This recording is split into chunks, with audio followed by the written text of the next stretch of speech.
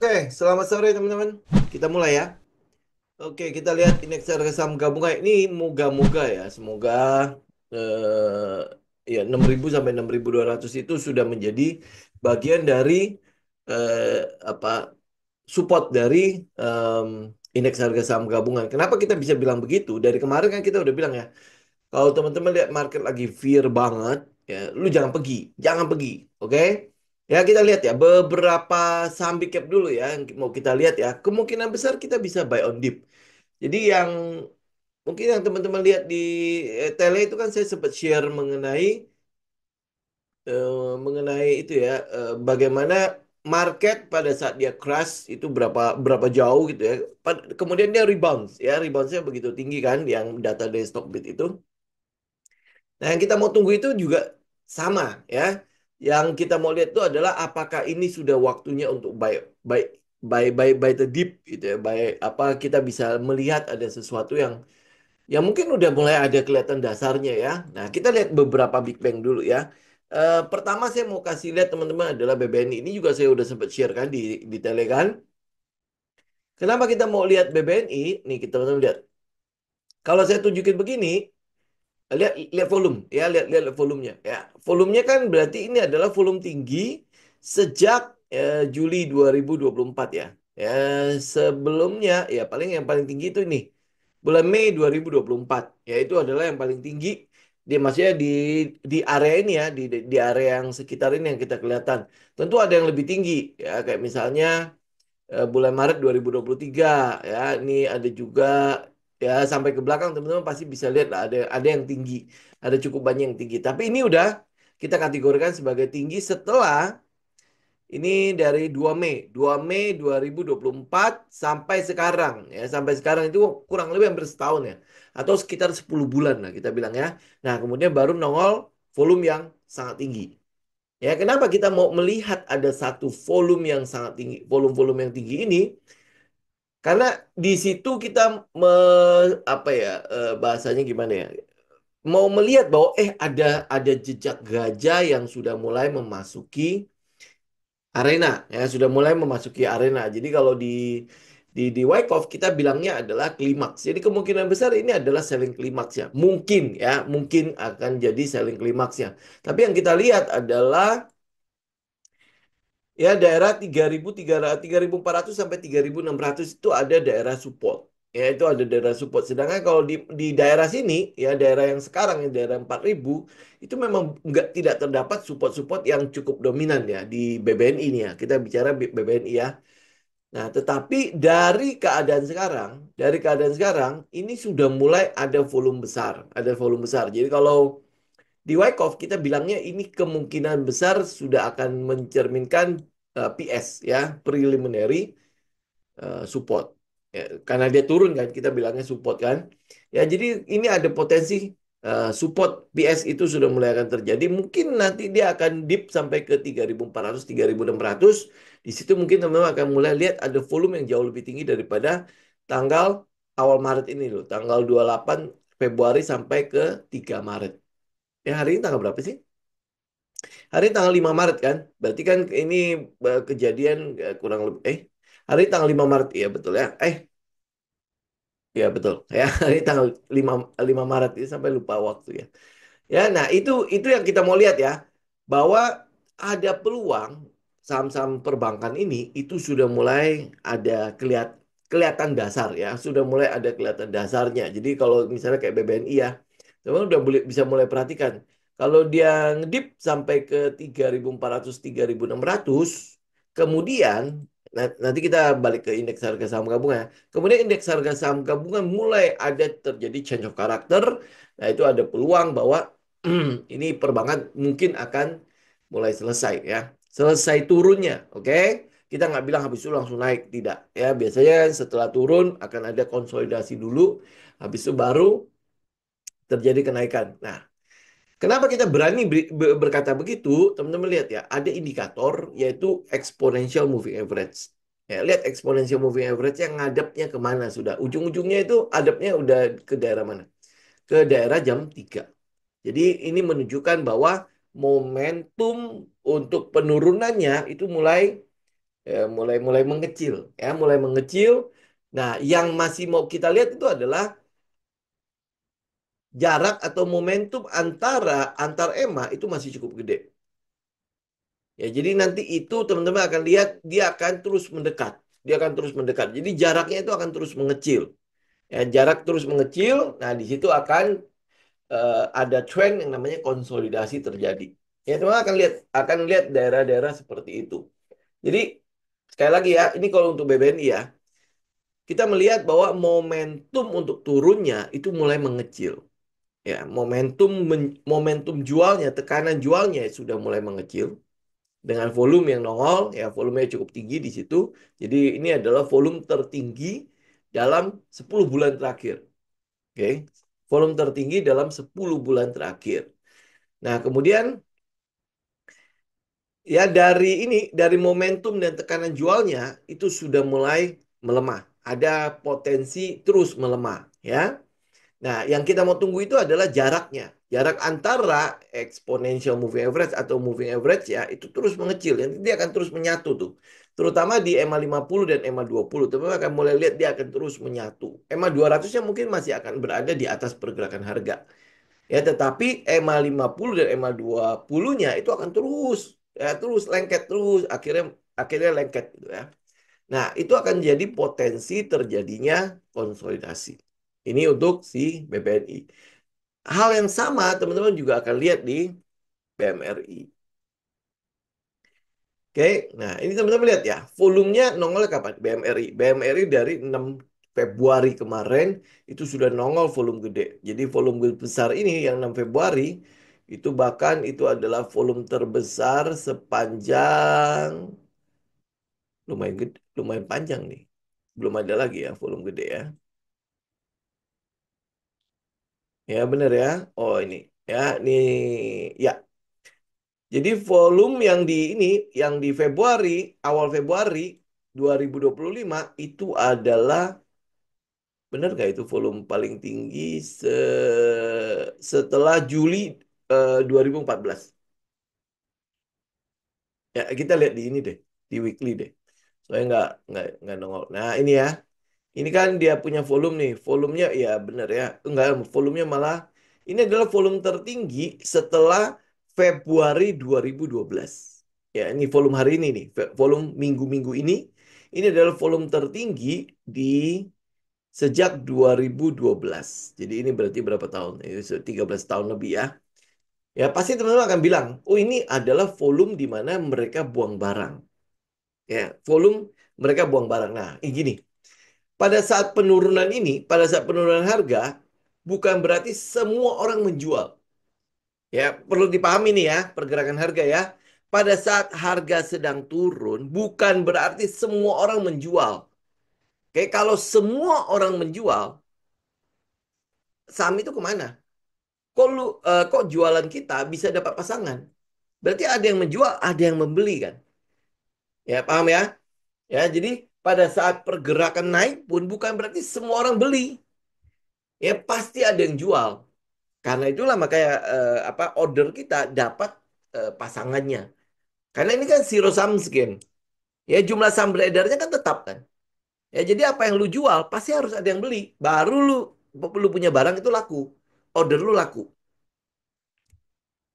Ya jadi kalau teman-teman bilang, oh ini turun dengan volume gede, berarti kan tekanan jualnya masih gede. Oh betul, betul tekanan jualnya masih gede. Tetapi di satu sisi harus ada yang nampung barang lu, baru bisa lu jualan.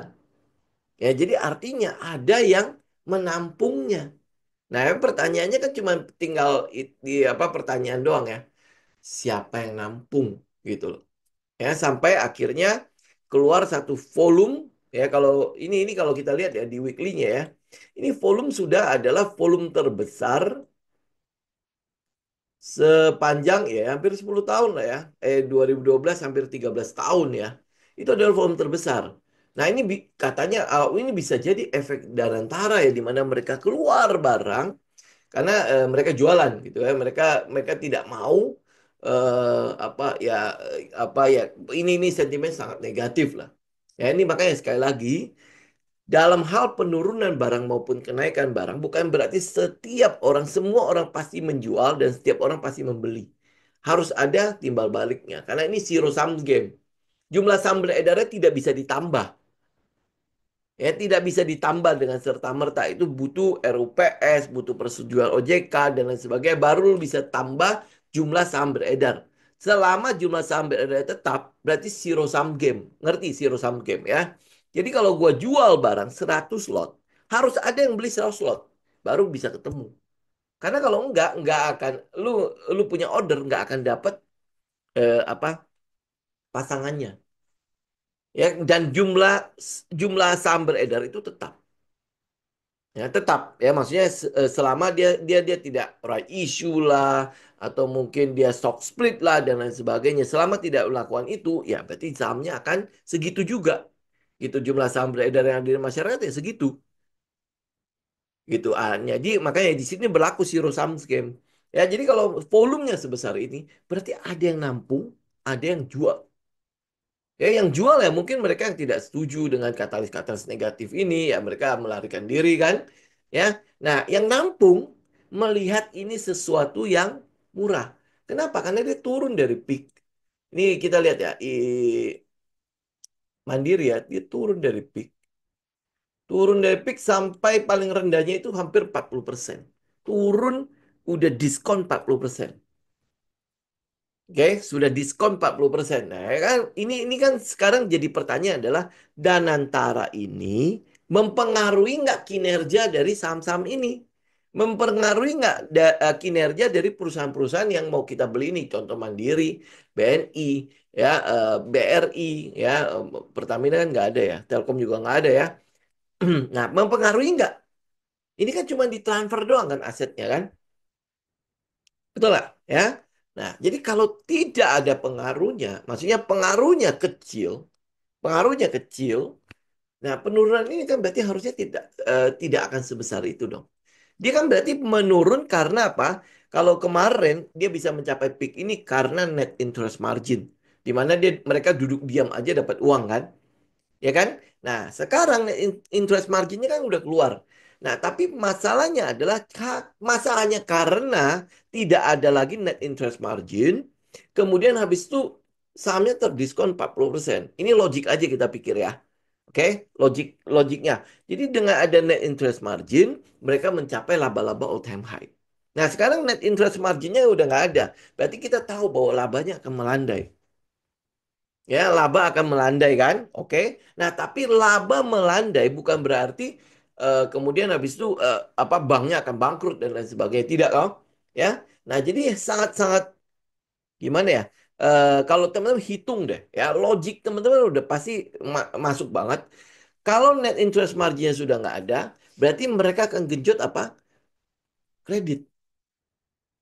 Ya, mereka akan genjot kredit. Nah, sekarang yang menjadi masalah kan katanya, oh ekonomi lagi susah, kredit mungkin nggak jalan dan lain sebagainya. Tetapi jangan lupa, teman-teman, selain kredit, mereka juga ada namanya biaya-biaya administrasi yang dibebankan kepada nasabahnya. Ya, contoh misalnya kalau teman-teman lihat kayak BCA lah ya, mungkin BRI juga, BNI juga, Mandiri juga sama lah ya.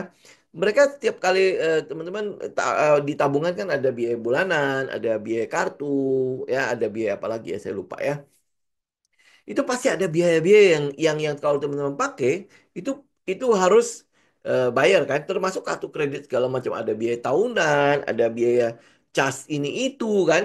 Ya, jadi dia bukan tergantung dari kartu apa dari kredit tok. Oke lah, ekonomi susah kan, tetapi bukan berarti biaya-biaya administrasi dari nasabah yang sudah existing itu nggak ada lagi, tetap akan ada kan. Jadi kalau dia tetap akan ada, ini turun 40% wajar nggak? Berarti kan harus kita tanda tanya gede ya. Penurunan ini itu disebabkan oleh katalis yang emosi karena Danantara, maka ayo tarik uang dari apa bank-bank BUMN gitu kan. Jadi sehingga mempengaruhi psikologi pasar saat itu sehingga ini katalis kayak negatif banget dan gua harus pergi. Oke, kalau lu berpikir dari sisi retail, lu kabur. Tapi kalau lu berpikir dari sisi gajah, kita kita riset sedikit ya. Tadi yang saya bicarain itu kan sebenarnya itu sesuatu yang sangat simpel ya. Kalau dia naik mencapai laba all time high itu karena NIM, net interest margin yang jelas gede banget. Ya, dikasih tabungannya cuma bunga berapa, tetapi dia dapat uang kita, dia taruh di ori aja, ya itu udah jaraknya udah beda banget ya. Even itu dia nggak perlu harus cari nasabah untuk kredit segala macam, itu gede net interest marginnya. Ya, apalagi kalau kredit jalan, NIM dari ori juga jalan. Oh, itu kan pasti akan membuat si bank ini kan pasti akan tetap ini ya, tetap eksis banget gitu kan. Ya kan? Nah, itu udah nggak ada sekarang. Ya, yang ori-ori itu udah nggak ada. Nah, sekarang jadi mau nggak mau dia harus aktif mencari eh, pihak untuk mau kredit sama mereka. Ya kan? Nah, kalau ini nggak mungkin dong. Perekonomian walaupun jelek sekalipun, orang tetap butuh dana untuk ekspansi kan. Ya, salah satu tempat untuk mencari dana adalah ya perbankan. Ya kan? Gitu. Jadi setidaknya pasti akan ada kredit yang jalan. Mungkin turun, ya turun. Tetapi tidak sampai menghancurkan harga sampai 40%. Oke, berarti di dalam sini itu ada sentimen yang sifatnya euforia. Sentimen yang sifatnya emosi. Ya, ini yang kita bilang ya kayak Danantara segala macam. Itu kan ada sifatnya emosi di situ. Ya, oh iya, asetnya dipindahin segala macam. Kan asetnya yang dipindahkan, bukan kegiatan operasionalnya. Kan mungkin akan berbeda kalau kegiatan operasionalnya pun akan dikendalikan oleh si Danantara. Itu mungkin akan berbeda. Tapi ini kan manajemennya tetap asetnya aja. Ya, asetnya akan dipindahkan ke Danantara. Itu tok kan? Ya, kemudian dividen yang tadinya masuk ke APBN sekarang dipindahkan dulu ke Danantara katanya untuk leverage. Ya, berarti kan harus ada dana cash kan. Kalau lu cuman aset doang, sebenarnya Danantara ini cuman kopong doang, ngapain gitu kan? Lu aset doang, lu apa yang lu mau kelola? Kalau leverage kan, dia butuh cash. Nah, cashnya dari mana? Kan dari efisiensi 300 T lebih katanya. Ya, plus nanti akan ada dividen masuk situ. Ini, cash ini yang bisa di leverage oleh Danantara. Kalau aset doang percuma, kecuali dia jual asetnya. Ya, nah ini ada cash. Nah, cash ini, ya kalau 300 T bener, kemudian plus nanti dividen segala macam, mungkin kalau digabung-gabungnya mungkin ada 500 triliun kali ya. Nah, modal cash 500 triliun ini sebenarnya gede banget tuh. Karena kalau teman-teman lihat kapitalisasi pasar indeks harga saham gabungan itu sekitar 10 sampai 12 ribu triliun. Jadi kalau lu punya 500 triliun di tangan, gue mau gerakan indeks bisa nggak? Dia bisa aja kan. Betul nggak? Ya, cuma kan dia tidak diamanatkan untuk menggerakkan indeks. Yang dia lakukan adalah 500 T ini untuk membantu misalnya hilirisasi, untuk membantu ini. Lu akan lihat ya, dia harus invest ke daerah mana dengan uang 300 T plus mungkin nanti dividends ya mungkin ya oke plus minus itu ada 500 T. Ini likuiditas. Oke, nah balik lagi nih ya. Sekarang ke fundamentalnya si perbankan ini. Ini hampir boleh dibilang manajemennya kan masih tetap dipegang sama manajemen saat ini. Oke, yang perlu dilakukan adalah ya mereka harus berbenah kan. Oke, NIM udah NIM dari Ori udah nggak ada. Nah, sekarang bagaimana cara gue mengaktifkan kredit gue? Ya, salah satu yang bisa menjadi pintu masuk untuk menggenjot kredit adalah perusahaan-perusahaan ekspor. Karena DHE, dana hasil ekspor, itu sudah harus disimpan di perbankan atau di ini ya instrumen keuangan di dalam negeri itu selama 12 bulan full. Nah, perusahaan-perusahaan ekspor ini butuh dana. Jadi dia menjaminkan dana DHE itu untuk mendapatkan kredit. Ya, ini sebuah peluang loh untuk perbankan-perbankan ini. Ya, sempat melihat nggak sih ke arah situ? Makanya teman-teman jangan selalu berpikir dengan mindset retail lagi. Ya karena itu udah usang. Kita udah jalanin itu bertahun-tahun kan. Dan hasilnya kan teman-teman sudah tahu bagaimana toh. Ya.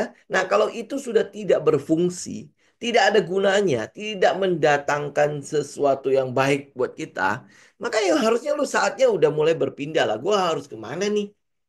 Mindset gua nih harus berpikirnya seperti apa? Ya dari kemarin kan kita bilang kan, indeks betul jelek banget. Bener-bener jelek banget. Memang kita belum bisa memberikan keputusan bahwa ini indeks akan berbalik. Enggak, memang belum gitu kan. Tetapi mindset kita adalah ya lu pegang cash kan. Jadi kapan saja kita udah bisa buy on dip. Gitu ya, kita lihat ya. Sebentar ya, saya tunjukin apa dari ini, dari apa sih namanya itu? Dari Stockbit ya. Nih. Ini kita lihat ya. Teman-teman kelihatan? Kita lihat ya, dari 2002, 2007 ya, 2007 itu ada subprime mortgage. Ya, di situ indeks itu turun 22,6% dari peak ke paling rendahnya, ke bottomnya. Itu selama berapa? Selama 3 minggu tok turunnya. Ya, selama 3 minggu tok turunnya. Nah, kemudian habis itu dia naik berapa berapa berapa jauh? Dia naik 52,3%. Itu dua kalinya selama 22 minggu. Jadi dia turun 3 minggu. Lalu kan udah pasti ketakutan kan? Udah hancur lah, udah selesai lah. Ya indeks udah kabur lah. Ternyata dia cuma turun 3 minggu, dia naik 22 minggu. Nah, pertanyaannya ya, pada saat dia naik 22 minggu, kapan lu sadar bahwa indeks bagus ya? Pasti udah di daerah-daerah mungkin di minggu ke-10, minggu ke-12, minggu ke-16, minggu ke-20, 21 lu baru sadar, oh indeks gila ya, naik 52%. Di situ pasti lu mulai masuk kan? Karena gue masih ingat kalau 2007, ya itu gue masuk di daerah-daerah situ. Kemudian hancur lagi. Ya, itu masuk di peak. Ya, jadi makanya saya bisa bercerita begitu karena memang saya pernah ngalamin itu. Ya, nah kemudian habis itu apa? Teman-teman bisa lihat ya, setelah subprime mortgage itu adalah global financial crisis. Itu hancur, clang gitu. Gue masuk di mana? Gue masuk di ujung-ujungnya waktu subprime mortgage, waktu dia naik tinggi-tinggi itu. Ya kenapa? Karena mindset kita retail kan. Oh iya, benar. Ini sudah pasti ya bahwa indeks kita akan to the moon ya. Kemudian habis itu jatuh ke lembah. 61,6%. Jadi dia naik 52,3%, dia turun sedikit lebih rendah daripada subprime mortgage. Ya, tetapi teman-teman lihat, itu 41 minggu dia turunnya, kemudian habis itu teman-teman lihat dia rebound-nya berapa lama. Ya, 172, hampir 173% selama 78 minggu. Selama 78 minggu. Lu kebayang nggak indeks kita naik 172% selama 78 minggu. Artinya selama 1 tahun dia naik terus. Setelah turun hampir 1 tahun. Ya lu kebayang ya? Ya. Kalau lu datang, kalau lu hadir pada saat dia selesai turun, kemudian lu akan menikmati apa? 78 minggu uptrend. Ya, lu tahu ya teman-teman pasti tahu ya. Kalau indeks itu bisa naik 172%, maka porto kita itu bisa naik harusnya lebih dari itu. Ya, oke ya, anggap anggap nggak lebih dari itu lah. Sama atau 100% lah portonya. Jadi kalau lu punya modal 100 juta jadi 200 juta 1 tahun. 100%. Gitu kan bagi 12 berarti kan kurang lebih sebulannya itu 8% lebih. Ya lu mau cari di mana? Bebas pajak pula. Ya kan? Nah, kemudian habis itu Euro debt crisis itu di April Mei 2010 turun 4 minggu, turunnya 15,8%, naiknya berapa? Naiknya itu 51,5% selama 32 minggu. Turun cuma 4 minggu, tetapi naiknya 32 minggu. Jadi kalau ini kalau saya mau persingkat ya. Teman-teman tahu nggak? Masa lu merana, masa lu merana, lihat ya, decline-nya lu itu kecil banget. Ya, 13 minggu, 26 minggu, 18 minggu, 10 minggu. Tetapi masa berjayanya indeks, lihat 22 minggu, 78 minggu, 32 minggu, 31 minggu, turun 13 minggu, naik 82 minggu, turun 26 minggu, naik 123 minggu, turun 18 minggu, naik 41 minggu, turun 10 minggu, naik 43 minggu. Ya, jadi kalau lu lihat data ini, lu masih bilang lu adalah bagian yang sengsara itu. Ya kalau lu lihat data ini, lu bisa nggak sih bersabar untuk sesuatu yang cuma singkat-singkat begini? Untuk menikmati ini, lihat nih, lu lihat musim panennya sebentar. IG-nya nggak kelihatan soalnya. Ya, lu lihat musim panennya lu. Itu jauh lebih besar dibandingkan masa merananya lu. Bener gak? Ya, jadi kalau lu masih bilang lagi kalau indeks itu apa, ayo udah kabur dulu aja. Ya, atau mungkin apa, oh di Amerika lagi bagus. Ya, lu lihat, ini data loh, ini data. Polanya pasti akan berulang nggak? Pasti akan begitu. Dia akan berulang seperti itu. Oke? Jadi pertanyaan gua cuma begini doang. Ya, lu bisa nggak sih sabar buat sesuatu yang sebentar doang akan lewat? Ini kan data lu. Lu nggak bisa bantah kan data ini. Atau lu mau bilang, ah itu mah masa lalu. Lu lihat masa lalunya itu berulang dari 2007 sampai 2020. Itu masa lalu yang sama. Polanya sama nggak? Ya, decline-nya itu cuma sebentar, naiknya itu bisa 2 kali lipat, bisa 3 kali lipat, bahkan sampai 4 kali lipat. Ya, bahkan ini yang di 2015 itu sampai 6 kali lipat, turun 26 minggu, naik 123 minggu. Betul nggak? Ya, jadi kalau indeks ini kan misalnya gini, kita bilang ya, oh ya udah liburan dulu. Liburannya apa? Liburan cuma sebentar, tapi banyak orang yang sudahlah tinggalkan aja. Ya, kemudian habis itu dia pergi ke tempat lain, kemudian habis itu apa menderita di sana. Ya, Bitcoin kan lagi ini ya, lagi turun luar biasa kan. Teman-teman lihat nggak itu insider tradingnya itu luar binasa itu si Donald itu. Ya, pada saat indeks Bitcoinnya lagi turun-turunnya, dia keluarkan sebuah kebijakan. Ya, Bitcoin, Ethereum, sama satu lagi apa Soluna ya. Apa ya apa ya Soluna apa Solana atau apa gitu kan. Ya itu menjadi itu bisa diterima untuk itu. Wah. Tetapi lu lihat ya di baliknya, dia udah ngeborong berapa banyak. Ya itu insider trading lah ya. Oke, nah tetapi teman-teman, saya nggak mengajak teman-teman untuk insider trading ya, tapi kita mau lihat data ini. Ini data ini apa? Buy on dip. Lu liburnya itu sebenarnya nggak lama.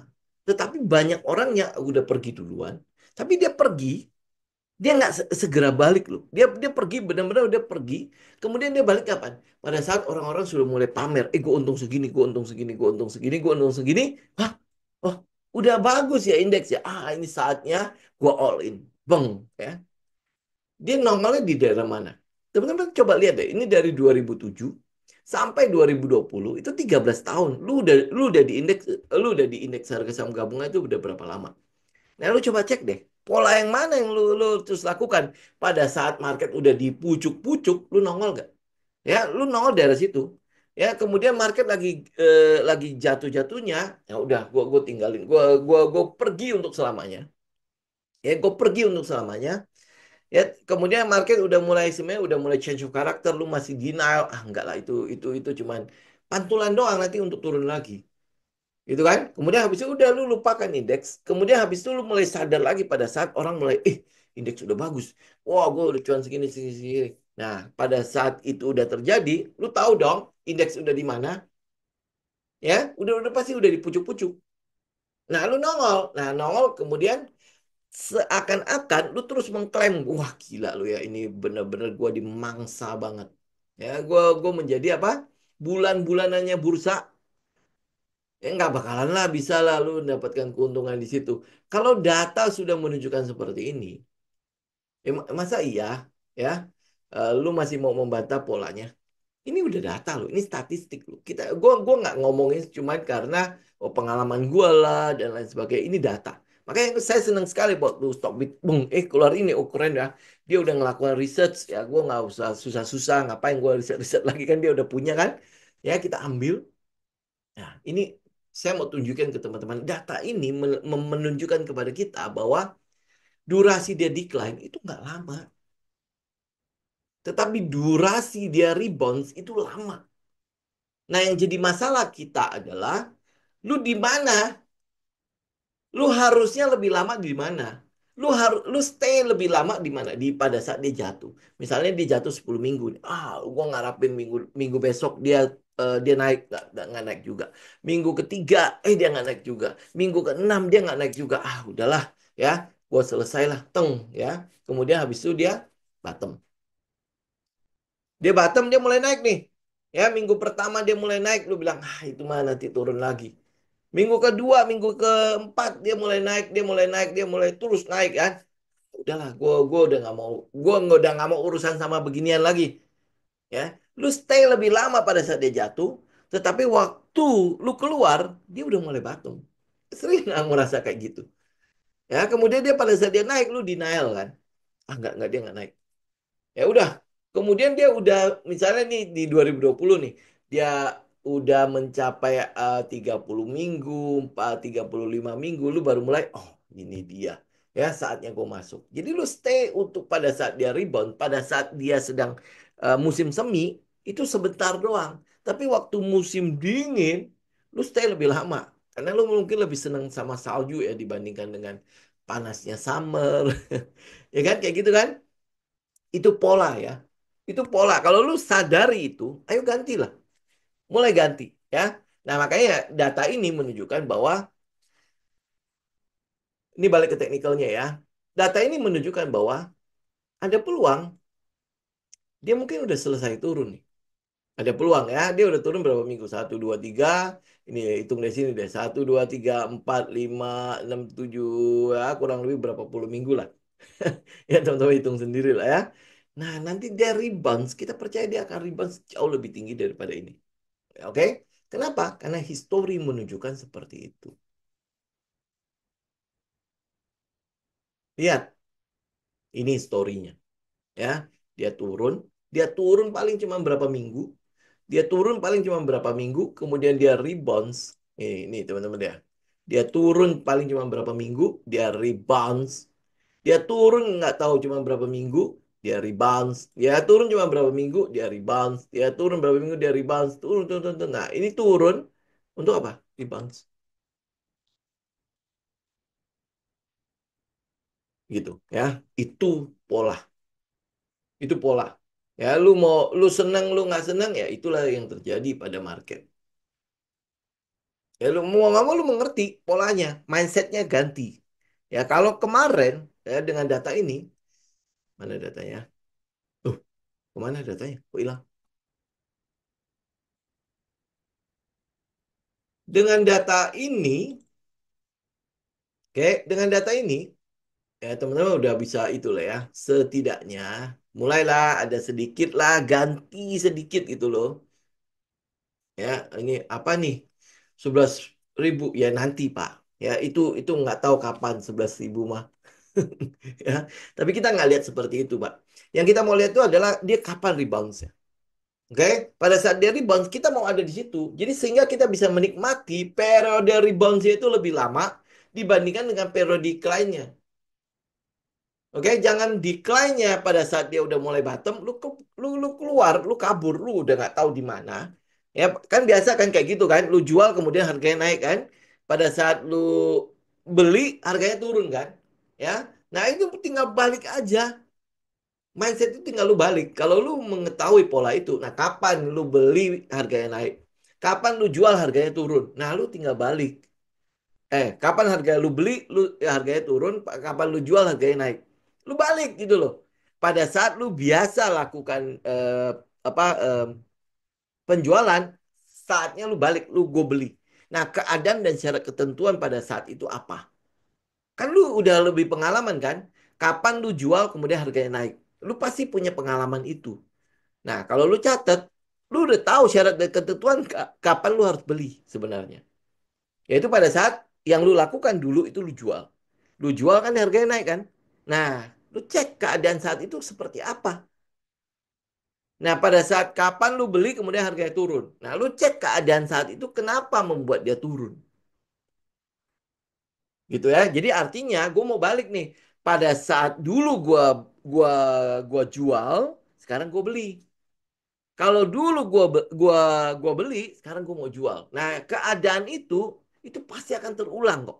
keadaan yang sama. Teman-teman tinggal mau cek apa enggak. Ya, kalau lu cek, lu pasti akan tahu.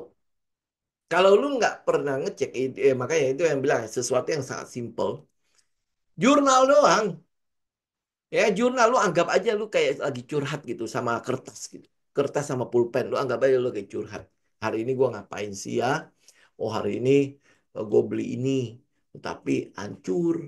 Karena marketnya jelek banget ya. Di situ apa ada korupsi ini, ya, ada korupsi ini. Pokoknya udah hancur lebur lah. Gitu. Nah, lu curhat aja. Gitu lu melakukan curhat. Jadi keluarkan lah daripada unek-unek lu tidak bisa disampaikan kemana-mana. Ngomong sama istri nanti diomelin kan rugi melulu kan ya uang habis cuma buat apa sesuatu yang rugi. Nah, daripada seperti itu ya lu keluarkan dengan kertas, lu keluarkan di situ.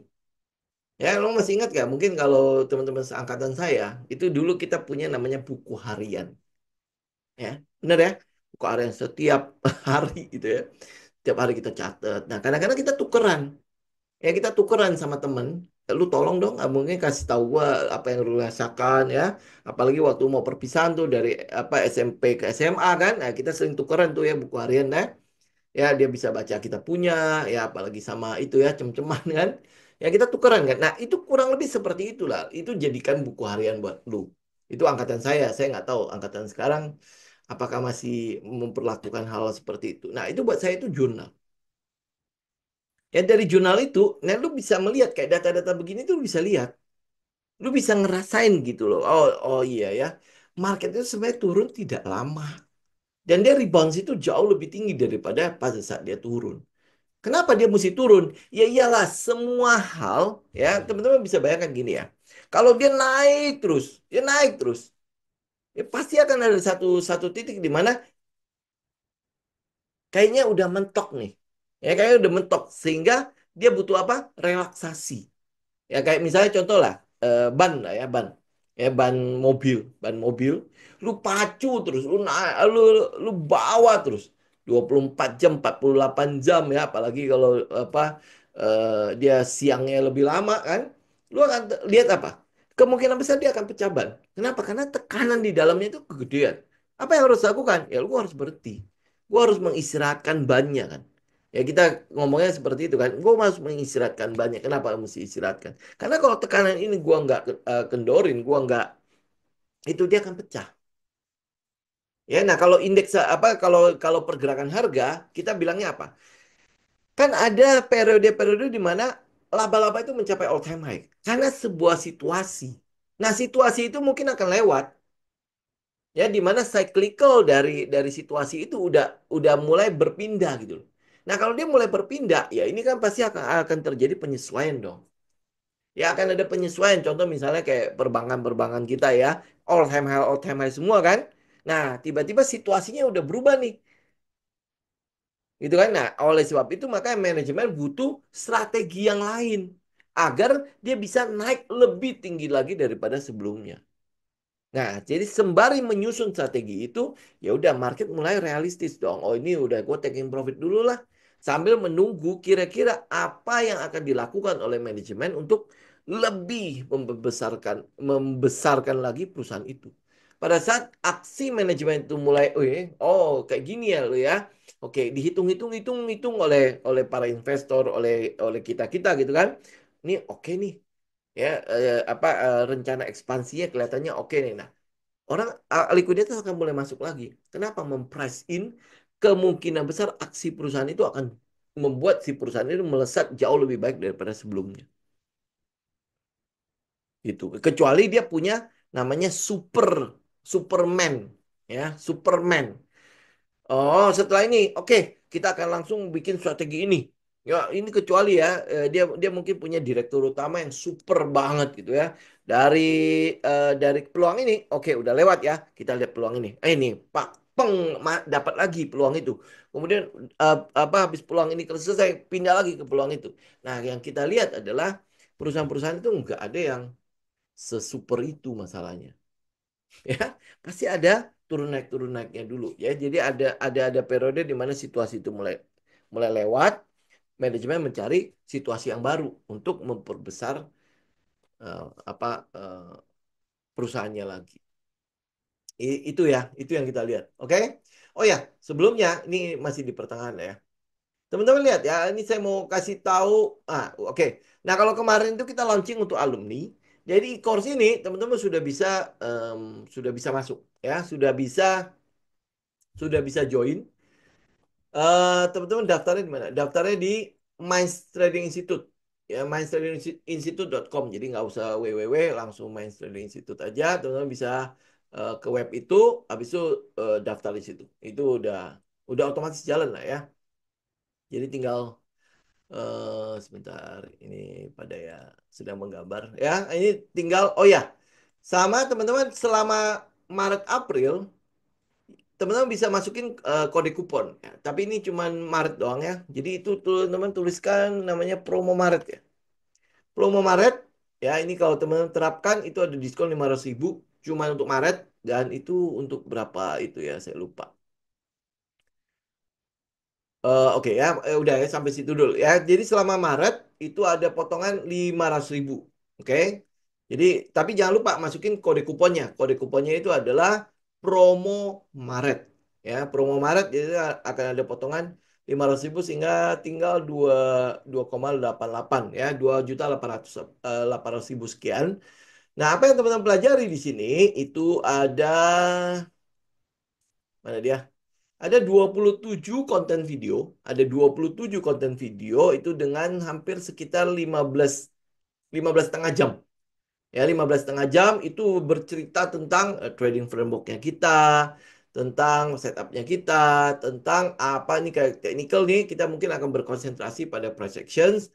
Tetapi yang kita bahas di dalam technical itu adalah price action yang kita butuhkan untuk mensupport frameworknya kita, untuk mensupport setupnya kita. Jadi ya di dalamnya harusnya sih itu udah udah cukup ini ya, kayak misalnya support resistance statis, support resisten dinamis ya, candlestick bagaimana kita membaca si candlestick itu, market structure ini mungkin akan sangat-sangat itu yang mempengaruhi bagaimana cara kita membaca, termasuk di dalamnya misalnya teman-teman mau lihat ya indeks harga saham gabungan sudah mulai berubah apa belum gitu ya trennya. Nah itu dari market structure ya, dari market structure kita kenal dengan break of structure, kita kenal dengan change of character, CHOC ya. Nah itu ya change of character dari trend satu ke trend yang lain ya dan sebagainya itu ya. Ini market structure ini. Kemudian forum pair analysis atau VSA ini adalah analisa harga dan volume. Apa yang kita lihat dari volume, apa yang kita lihat dari harga. Ya, bagaimana kita mau melihat ada jejak gajah di situ. Nah, ini dua ini ini sebenarnya ini adalah kita bilang apa ya, pondasi atau dasar dari setup kita selanjutnya, termasuk di dalamnya Wyckoff Price Cycle. Ini kalau Wyckoff kita bicara mengenai eh, strategi yang biasanya diterapkan oleh si gajah, terutama yang berhubungan dengan psikologi market, yang sama yang seperti yang saya bilang itu. Kalau market lagi berdarah-darah, lu kemana? Kalau lu masih stay, nah itu yang kita bicarakan di Wyckoff. Ya, kalau kita stay, apa yang harus kita lakukan? Apa yang kita pantau di situ? Ya. Nah, kemudian habis itu, nah ini risk management. Ini jangan sampai dilupakan. Ya, nah ini walaupun kita taruh di ujung, ya taruh di agak-agak di akhir ya. Jangan lupa kalau teman-teman nanti udah submit, ya. Ini yang menurut saya yang jauh lebih penting, ya. Jauh lebih penting daripada setup-setup di atas. Karena setup itu teman-teman bisa dapat teori-teorinya, penerapannya semua bisa dapat.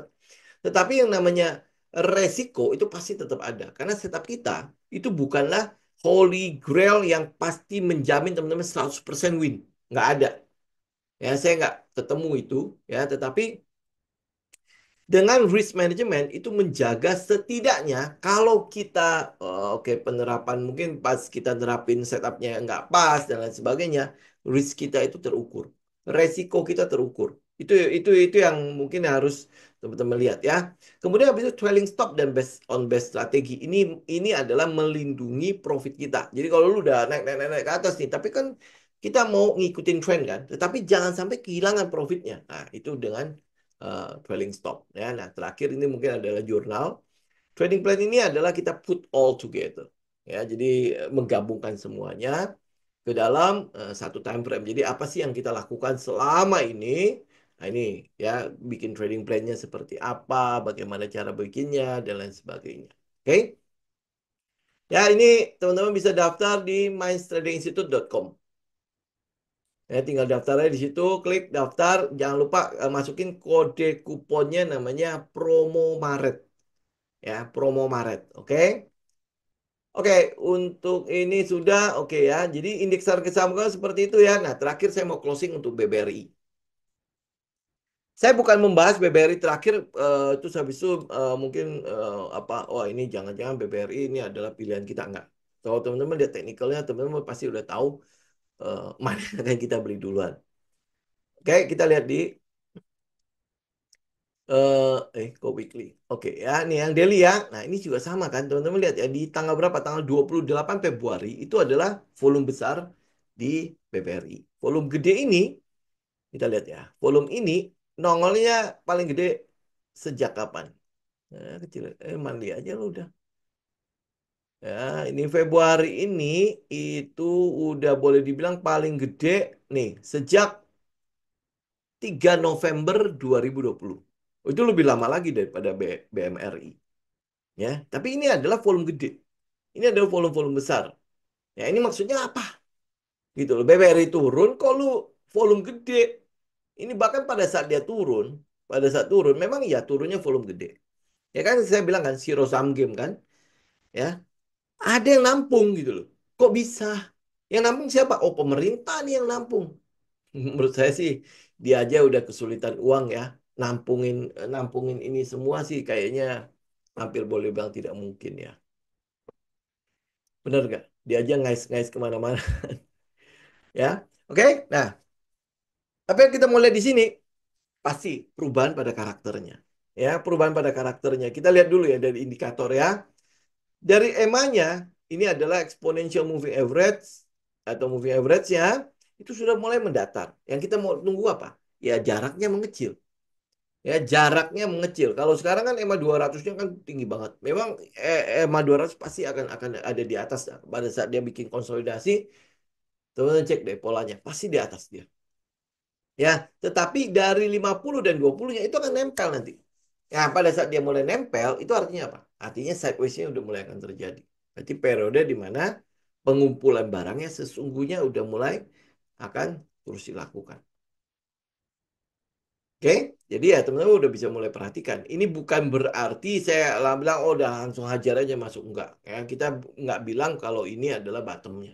Kita nggak bilang kalau ini akan jadi terakhir ya. Karena masih ada secondary trend. Secondary trend kalau misal dia bisa aja turun di bawahnya selling climax. Ya belum lagi spring.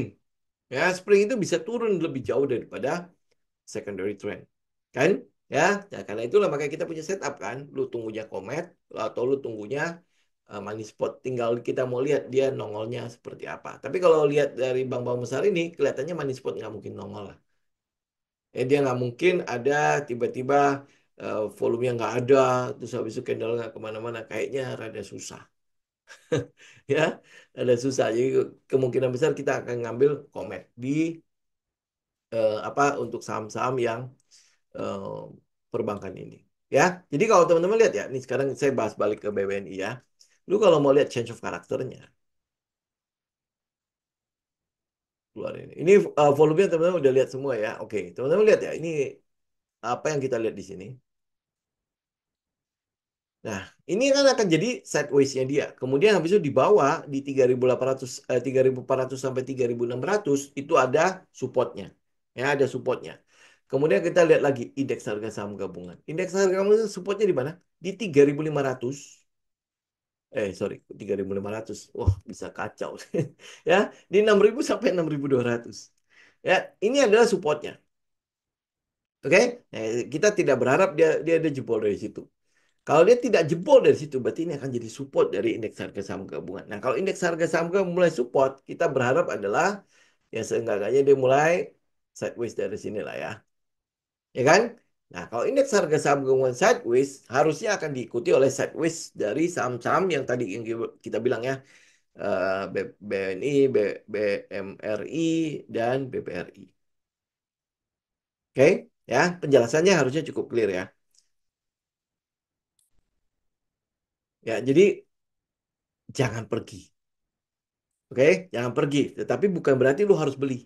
Siapkan aja cash. Kayaknya tidak lama lagi kita mungkin akan lihat dia mulai bottom. Ya, walaupun teman-teman mungkin lihat ya Maret kemarin, awal Maret, Trump mulai perang dagangnya. Cina dikasih 15%, Meksiko 20%, Kanada 25%. Kemudian memang ada intention dari Trump untuk meresesikan ekonomi. Kenapa? Karena ada utang jatuh temponya itu paling tinggi di 2025 itu sekitar 8 eh, berapa gitu. Tapi itu gede banget. Ya, itu besar banget. Sedangkan The Fed tidak mau lagi nurunin suku bunga kalau keadaan ekonomi yang masih berlanjut dengan inflasi yang tinggi. Jadi apa yang harus dilakukan oleh Trump? Karena meresesikan ekonominya. Ekonominya sengaja dibikin resesi. Jadi nanti akan terjadi deflasi sehingga The Fed itu akan turunin suku bunga. Karena The Fed sama em, pemerintah kan dia nggak boleh ikut campur kan. Pemerintah itu tidak boleh ikut campur dalam kebijakan The Fed. Mau ditekan bagaimanapun juga kita lihat ya. Si Jerome Powell ini apa cukup ini ya. Eh, Walaupun ini sebenarnya dia yang milih loh, si Trump yang milih kan, ini udah periode dari sebelumnya, ini Trump yang milih kan, tapi dia cukup kekeh lah, data ekonominya nggak bagus, kenapa gue harus turunin? Apa kata dunia kan, kalau gue melakukan seperti itu. Jadi karena itulah makanya si Trump juga udah pusing, ya ini saham jatuh temponya, apa obligasi yang jatuh tempo itu gede sekali di 2025. Ya, ini kan hasil dari ini kan, waktu COVID ya, cetak uang segala macam. Ini gede banget. Dan lu tau lah yang jatuh tempo ini harus bayar kemana.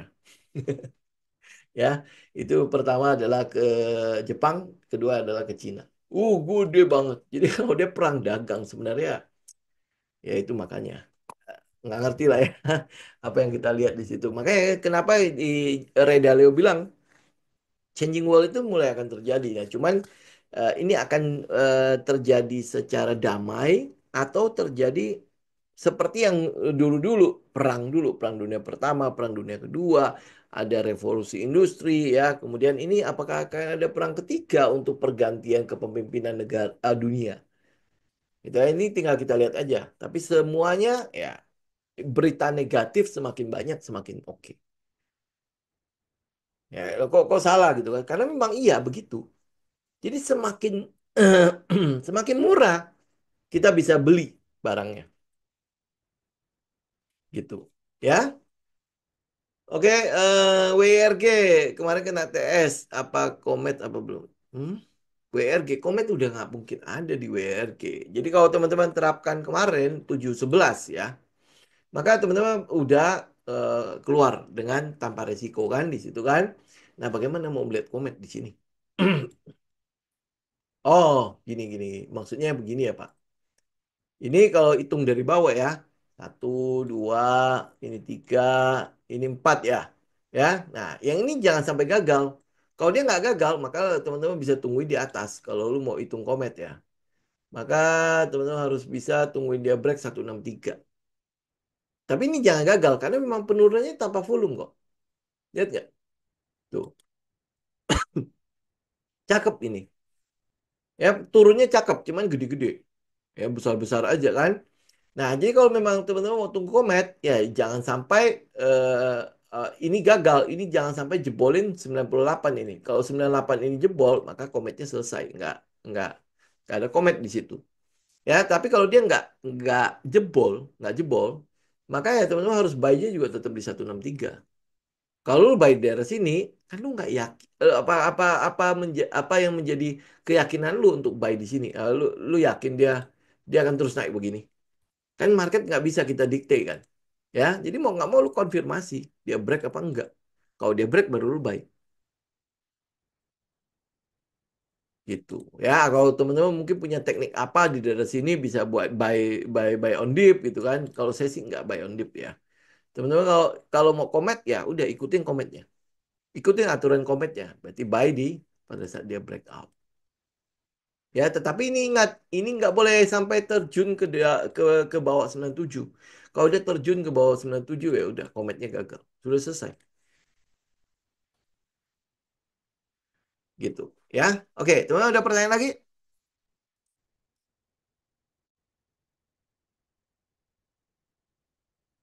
Ada Bapak Han.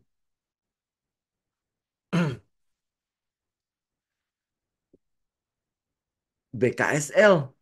Properti kayaknya tidak inilah Ibu. Nggak usah dicek dulu lah. Coba kita lihat ya sebentar ya. Apalagi BKSL ya. Ada sentimen apa ke daerah situ sampai dilihatin Bu? Karena ini karena pergerakan ini ya. Tapi nggak ada sentimen sama sekali pada properti masalahnya. Jadi kalau pergerakan ini saya sih nggak tahu ya Bu ya. Dia dia dia berjalan kenapa ya? Cuman saham ini nggak tahu sih ya. Saya agak skeptis aja. Cuman volumenya oke lah, gede-gede ya. Tapi mesti dicek dulu lah, Bu. Ini yang menggerakkan siapa? Iya, iya, volumenya gede, volumenya besar. Dia sempat itu kan masuk ke papan pemantauan khusus kan, ya sehingga bisa turun sampai ke 29.30 ini. Tapi kalau buat saya ya, Bu, sekarang masalahnya sektor propertinya itu bukan bukan merupakan sebuah sektor pilihan. Lihat aja nih ya, sekarang kita lihat ya, CTRA gimana. Kalau dia ikutan naik seperti ini juga, ya oke. Tapi masalahnya nih, CTRA di bawah. Terus habis itu Pewon gimana? Pewon juga sama di bawah. Turun ya. Kemudian kita lihat SMRA. Turun ya. Kemudian kita lihat BSD. Ya, turun ya. Semua turun ya. Nah, jadi pertanyaan kan, BKSL. Kenapa dia naik sendirian? Gitu. Apalagi BKSL lagi kan. Lu lihat fundamentalnya juga udah pasti nggak cocok lah. Gitu. Jadi ya, kalau teman-teman punya ya silakan teman-teman. Berarti tinggal trailing stop. Tapi saya sih mungkin nggak akan ngambil. Gitu karena dia tidak sejalan dengan sektornya. Kalau dia tidak sejalan dengan sektornya, nah ini agak agak agak bahaya. Ini turunnya juga mungkin bisa bisa bisa hancur-hancur sekalian kan. Gitu. Ya. Oke, ada lagi teman-teman? Oh ya, sekedar informasi ya, saya lagi menyiapkan super admin. Tapi nggak tahu ya akan sebagus apa super adminnya. Nanti pada saat itu udah siap. Sekarang sih udah inilah, cuman ya masih rada-rada nggak cocok dengan setupnya kita. Tapi nanti kalau misalnya udah cocok, ya teman-teman nanti bisa cobain sendiri. Oh ya, sama ini sekalian. Semalam, semalam nggak tahu itu kejadian udah berapa lama, tetapi saya sampai kebanjiran DM. Ya, di mana ada entahlah itu si iseng-isengnya setengah mati ya. Saya juga bukanlah orang yang terkenal banget kan. Dia bikin dummy ya, duplikat foto saya diambil ya, kemudian habis itu dia bikin IG sendiri. Misalnya kayak Leo Budi gitu ya.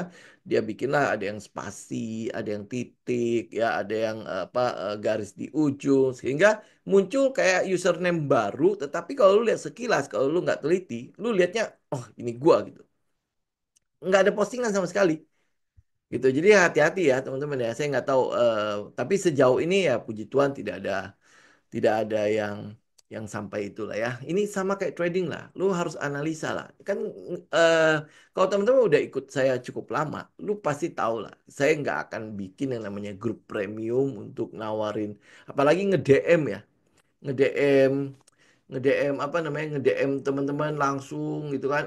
Enggak lah. Nah, banyak ya. Nah, itu ya, puji Tuhan banyak sih ya. Maksudnya kalau saya sendirian kan saya takut juga ya. Saya bukan siapa-siapa, kenapa kayak gitu gitu kan. Itu kayak gitu ya. Jadi ya apa, waspada aja lah. Karena saya nggak tahu ya apa karena PHK udah banyak banget, dia udah stres, nggak tahu mau ngapain lagi. Makanya udah mulai ambil langkah-langkah kayak gitu. Itu kan gimana ya? Ya pokoknya saya berharap sekali teman-teman kritis dalam hal ini. Em, Apalagi yang udah ikut saya lama ya, lu tau lah kebiasaan gua kan, ya nggak pernah DM orang, apalagi DM cuman buat ini ya, nawarin dan lain sebagainya. Itu bukan style saya banget. Teman-teman mau silakan, nggak juga nggak apa-apa gitu. Oke, ya. Oh ya, teman-teman, buat teman-teman yang Katolik, ya, selamat memasuki masa Prapaskah ya. Hari ini adalah abu kan. Ya, selamat pantang, selamat puasa juga ya. Kalau mau ikutan takjil juga bisa nih. Puasa takjil ya. Kan kita puasa juga soalnya. Oke? Ya, selamat masuki Prapaskah dan mungkin hari ini kita cukupkan dulu ya untuk hari ini ya. Kita akan ketemu nanti hari Jumat mendatang. Oke? Ya, God bless semua. Thank you semua untuk waktunya. Saya izin pamit ya. God bless.